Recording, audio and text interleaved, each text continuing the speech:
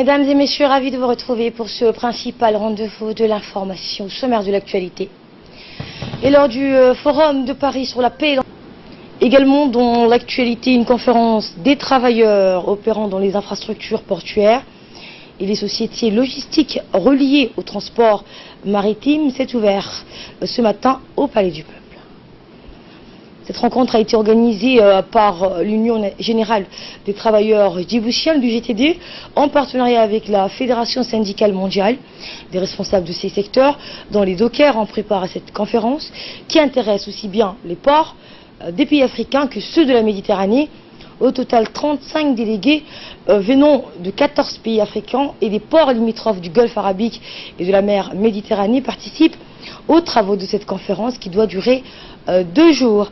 Cette rencontre s'inscrit donc dans le cadre de l'amélioration des conditions économiques et sociales des travailleurs et des dockers. Elle vise à renforcer le cadre interportuaire à travers des rencontres par la mise en place des politiques adéquates afin d'atteindre les objectifs recherchés. Il s'agit surtout d'œuvrer pour la sécurité de tous les travailleurs des ports et de lutter pour des salaires et des conditions de travail décents. C'est pourquoi plusieurs thématiques ont été à l'ordre du jour de cette conférence et notamment comprendre dans un premier temps l'évolution de la main-d'œuvre des dockers djiboutiens de 1967 à nos jours et de mesurer les avancées enregistrées ou proposer les ajustements nécessaires. La protection et la sécurité sociale des dockers ainsi que leur formation étaient au centre des débats.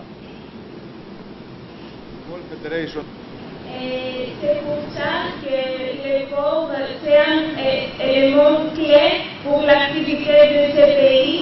Et on sait que 70% de l'activité économique c'est dû aux ports de Djibouti. Et pour plus de précisions sur ce séminaire, écoutons un extrait de l'intervention du directeur du DMP, M. Wahib Daher.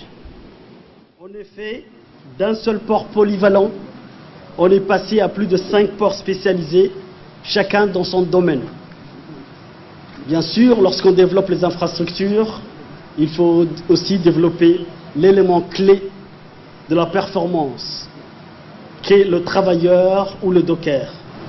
Une réforme profonde a été entreprise pour la professionnalisation des dockers. La mise en place du paiement individualisé a été faite. Le renforcement de la couverture sociale a été aussi réalisé. La mise en place d'un centre de formation qui permettra à terme à nos employés, surtout aux travailleurs au docker, d'acquérir les connaissances nécessaires à leur activité. Ce travail de fond qui a été réalisé commence à réellement donner ses fruits. En effet, nous sommes fiers de dire que le port de Djibouti est l'un des plus performants grâce à ses travailleurs et à ses dockers dans toute l'Afrique. Écoutons à présent le mot du secrétaire général de l'Union générale des travailleurs, djiboutien du JTD. Pour qu'il y ait une productivité de l'entreprise, il faut que les travailleurs soient dans des conditions de travail avec une bonne protection sociale et une installation et à son fonctionnement, le comité d'hygiène et de santé, une formation adéquate et également des respects des droits des travailleurs conformément aux normes internationales de l'OIT. Les 2 journées avec nos experts nous permettront une réflexion approfondie sur des différents thèmes et un échange de nos différentes expériences et les recommandations issues des travaux seront examinés et appliqués par nos pays respectifs. Chers camarades, comme vous le savez, la formation syndicale est indispensable pour tout leader ou militant d'une organisation syndicale. Le centre de Tiran en était une illustration. Nous constatons que toutes les formations organisées par ACTRAF sont au profit des organisations membres de la CICI. Tout récemment, la formation organisée au Cameroun en est l'exemple. Et prenons la parole à son tour. Le ministre du Travail, qui a d'ailleurs ouvert cette conférence, n'a pas manqué de rappeler le souci du gouvernement quant au sort des travailleurs, tout autant que de l'augmentation du nombre d'infrastructures portuaires. Nous l'écoutons. Aujourd'hui, cette injustice a été réparée le droit de docker est en construction. Des textes ont été proposés et adoptés pour faire bénéficier de droits sociaux cette catégorie de travailleurs. À titre d'exemple, la société de Djibouti Labor Service a été érigée en pourvoyeur exclusif de main-d'œuvre dans les secteurs portuaires, aéroportuaires et les zones franches.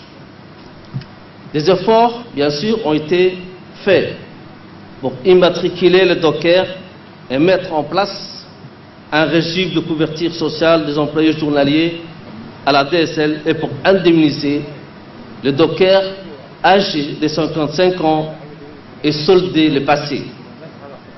Je souhaite à tous les participants de cette conférence des travaux fructueux et à l'aspiration nécessaire pour faire avancer la cause et la condition de vie des dockers.